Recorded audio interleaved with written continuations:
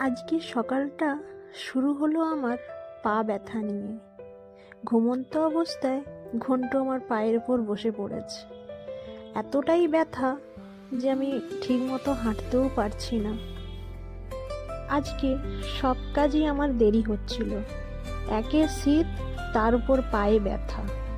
তো বর্মশাই বলল আজকে দেশি মুরগির পাতলা ঝোল খাবে। তো আমারও ইচ্ছে হলো কলা পাতায় ভাত খেতে।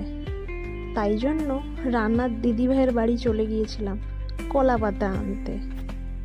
জানো তো বন্ধুরা, কলা পাতায় ভাত খাওয়ার একটা আলাদা রকম টেস্ট, যেটা থালাতে পাওয়া যায় না।